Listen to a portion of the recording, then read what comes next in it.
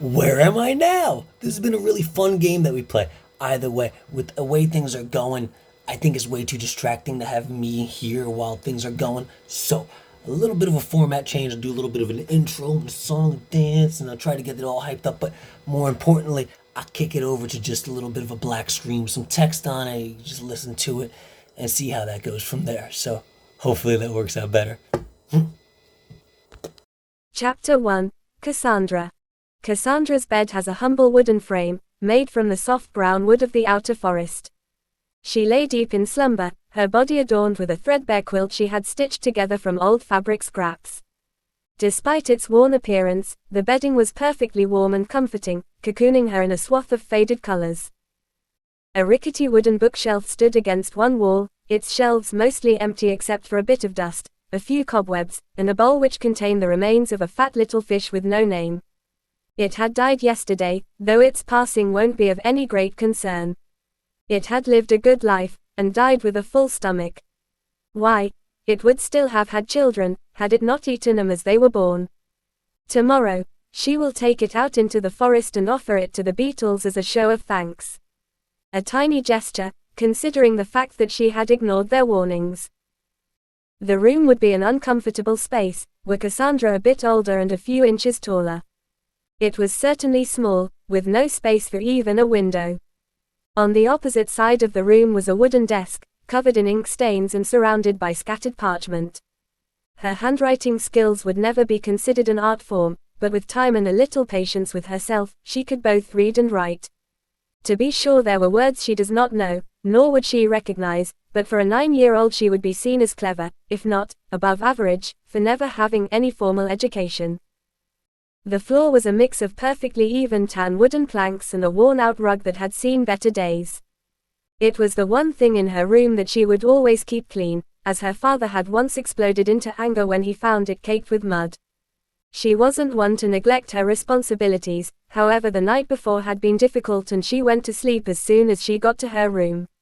She had left a trail of mud leading from the front door, and her bed sheets would take hours to clean, but that old rug seemed to be the only thing that bothered anyone. Her mother, Catherine, would often step in should Weslow become aggressive, but this time she just stayed quiet. It was her way of agreeing with him, and she hated it, but she knew it must have been important to the both of them.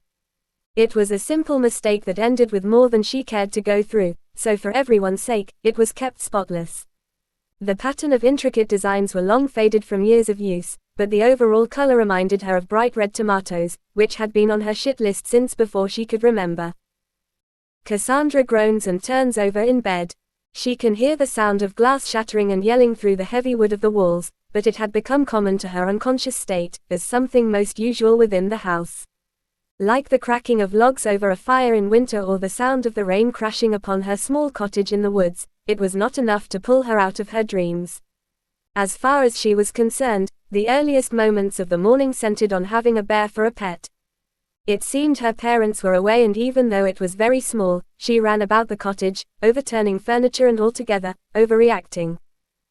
Before the screams of the next room could register with her, Cassandra's thoughts were of how silly she was behaving towards a very friendly little bear. It was a foolish representation of herself, and she found herself immediately annoyed. But the space around her melts away as, finally, the real world begins to sink in. She can hear her father yelling unrecognizable words, and her mother, screaming. Cassandra throws off the layers of patchwork that make up her sheets and runs towards the adjacent room, but her parents' door is shut. Even at the age of 9, she knows she could never move it an inch. The wood was different from most because it was almost as hard as stone. But still, the house shook as her father raged against whatever drunken irritation possessed him today. Catherine would often pull Weslow away in these moments, giving Cassandra time to go elsewhere of her own accord. The heavy doors became the armor her mother used to protect her until he eventually calms. But today, Cassandra has had enough. She pounds her small fist against the door and screams for Catherine, who can be heard sobbing. Time dragged on as Weslow slowly opened the door, but before she could spot her mother through the upturned furniture, fallen books and smashed artwork, Weslow pushes her to the ground. The look on his face took the fight out of Cassandra, and her voice caught in her throat. His rage seemed so out of control that his red and watery eyes reflected the smoldering embers of the fire that had lit the living room. "Get out," he says coldly, his tone flat and emotionless. Pulling her by the collar of her shirt, he opens the front door, and tosses her out like a disobedient pet, onto the cold and wet morning dirt. A small gathering of debris broke the worst of her landing, but she still fell hard and rolled side over side for several meters. Cassandra picked herself up, her knees scraped and her heart pounding in her chest. With a grimace plastered across her face, she dusted herself off as best she could. The cold, dry dust would work well enough to stop the tiny spots of blood that began to pool over the broken skin of her knees. Unlike a certain friend of hers, she had no skill for the tricks that could cast off dirt, or how to tell directions with nothing but a feather. Or even the skills of her friend Yeslin, who was slow to learn most things, but excelled at mixing herbs. The sort that could accelerate the rate at which small wounds heal, would be a useful one to pick up, and she reminds herself to ask about it when she sees her next. The sky was a dull, ashen gray, which cast its gloom over the clearing around her home. The weather perfectly complemented her mood, and she found herself feeling thankful the rains had passed by the time she made her grand arrival out into the world. No more than a few patches of grass grew so close to her house, and so Cassandra liked to think that her father poisoned the very ground with his presence. She looks up to her home, its dark blue wooden walls standing tall and imposing, while she could do nothing but shake her head to clear her thoughts. Today was just another addition to the list of crappy starts to what is usually a pretty good day. The sounds of earthenware containers shattering and furniture being destroyed was going to continue, but the house would never let the sounds escape. She had seen little in that brief moment through the open door, but it had told her everything she needed to know. Cassandra's small fists trembled with anger as she thought of her mother trapped in that kind of tempest. Weslow's face, contorted with fury, was etched into her memory. But her mother would endure, as long as Cassandra left and stayed out of the way. She knows he couldn't hurt her if she stood up to him, her friends have told her all about the way he gets. He stumbles into town, already reeking of alcohol, then continues from bar to bar until he starts a fight, eventually getting beaten and thrown into one of the hundreds of alleyways. Possibly, the only positive thing anyone's ever said about him was that he somehow managed to live so long, but Cassandra was not convinced anyone ever meant it as a good thing. Long stacks of blue logs made up her home, with wood that was impossible to harvest unless naturally fallen. While en route they would be as hard as stone. Nearly as hard as stone, meant that getting back inside would never work. It left a sickening feeling in her stomach, but if she remained inside she would only risk getting the worst of Weslow's anger. She walks to the back of her home, her bare feet atop the cold-packed earth sending shivers up her spine. But fortunately or not, this wasn't the first morning of its kind, and Cassandra was ready. There were never any sounds this close to her home. The massive trees prevented any substantial breeze from passing through, and the animals seemed to avoid the large clearing of their property. No birds with their morning song ever greeted Cassandra's arrival, but at the least, there would be plenty once she got closer to the forest. After moving a few carefully placed stones, she gathers a small pack of clothes from a box, wrapped in a brown scrap of fabric, and removes a small blue knife, found several weeks ago as she traveled through the forest. She stares at it darkly, and remembers her mother making her swear to never harm Weslow, even though she thinks it would be pretty easy to catch him unaware to end both their problems at once. She made the promise with blood, but it was what it took for Cassandra to begin her training, and she would never betray her mother's trust. The tiny scar on her thumb reminded her of that much. But still, you grow stronger every day, Catherine would say, and Cassandra knew it wouldn't be long before she would put a stop to her father's nonsense. Deciding to focus on getting through the forest, she takes the knife and cuts a strip of cloth from her pack. She takes a few small blue leaves and wraps them around the wooden blade, their leathery toughness making them a suitable sheath. She had to use every resource available to her, and so her clothes were also made from the forest leaves. Layers of them sewn together and treated in oils would retain their soft and supple nature, and a simple tunic design allowed her plenty of mobility. After pulling the clothes over top of her nightgown, she uses the strip to tie the bundled-up knife, just below her knee, before setting out into the forest. Chapter 2. Forest. The cool morning air wrapped around her, casting off any remaining haze from having woken up no more than a few minutes ago. The sky above was a tapestry of thin gray clouds, moving slowly as the rising sun peeked out over the horizon. It was going to rain again, but for now the crisp earthy smell was something to enjoy. Once she gets to the city, it would be very different. The forest always seemed to welcome her, with its ancient trees standing tall like sentinels, their branches reaching towards the heavens. The massive leaves above provided few patches of dappled sunlight, yet still it danced upon the forest floor, illuminating vibrant mosses and wildflowers that painted the landscape in a riot of colors. With each step deeper into the woods, Cassandra's senses heightened.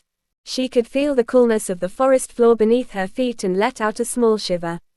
Her shoes were made of the leaves of the forest, tough, thin, light, supple, and waterproof, but at the sacrifice of warmth. She decided that she would set out for a run to warm up, and Cassandra takes off into a steady, though cautious jog. The softness of the moss clung to the tiny hairs of the fior leaves that cushioned her soles, but it also helped keep her steps silent. The occasional rustle of leaves, as unseen creatures scurried away, helped set her mind to task. She had learned to navigate the blue forest, modifying her path each time to evade the creatures that called this forest home. The forest floor bore evidence of their presence, tiny paw prints reminiscent of mice and larger webbed tracks that left deep, four-pronged gashes in the earth. Cassandra had adapted, randomizing her route to avoid the predictable patterns of these inhabitants. But today, a sense of unease settled within her. Her recent confrontation with Weslow still echoed in her mind, and his eyes, burning red with anger, haunted her thoughts. It was unlike anything she had experienced. Weslow isn't simply getting beaten up, he starts fights with people who use magic, because the more a spell is used on someone who survives, the more proficient that survivor becomes at said magic. Once a certain level is met, he will be able to surpass the individual users, because of how rare it is for any of them to use much more than a shadow of the old magic. On the morning of Cassandra's story, he had finally been able to safely contain Catherine without hurting her at all, but he was very close to death. Not only is Catherine extremely strong in her own right, but she had also been shattered while pregnant, in order to allow the unborn Cassandra to obtain an unbreakable skeleton without experiencing the pain. While the effect should also apply to Catherine, the experience does not shield her from the pain. Catherine had also gone through the process before, and it was unheard of to have it repeated because it would offer her no additional benefit. But because Catherine is a harbinger, there was a danger she would try to kill Cassandra in utero. In a way it was a blessing that until the moment Cassandra was born, she had loved Weslow more than anything else, marking him as the target of her rage. It was Weslow who spent many years researching the process, because they both desperately wanted to be parents of their own naturally born child. To be shattered means that their bones are coated with magic to form a barrier between them and the rest of the body, then the bones are turned to dust via a thin wire that is attached to the person's spine that carries a sound wave. The wave shatters the bones, and then they are reformed by infusing the bones with the magic barrier, kind of like glue. This process was done by a group of people whose knowledge survived repeated extinction events on Fior. It's a power meant for killing the goddess Shal. In addition to the power given to a harbinger, this shows why the Shal has created a society dedicated to their extermination during their infancy. Catherine and Cassandra's survival during the shattering would not have been possible, had Weslow not given up years of his own life in a magical exchange. It is a weakened version of the magic to heal, which originally took life from the world, and not the user. The magic he uses to suppress Catherine is the one that he first learned, years ago on the night Cassandra had fallen off the barrel and knocked herself out cold. It's a petrification that had allowed the caster to viciously pummel Weslow for hours. After throwing Cassandra out of the house, he will collapse onto the floor until the magic on his wife was broken, and she could then help him. Catherine's affliction is not a madness, but a rage that points her to the thing she loves most in life. Cassandra. That's what a harbinger is. His behavior towards Cassandra is rooted in the belief that he is the real curse inflicted upon Catherine.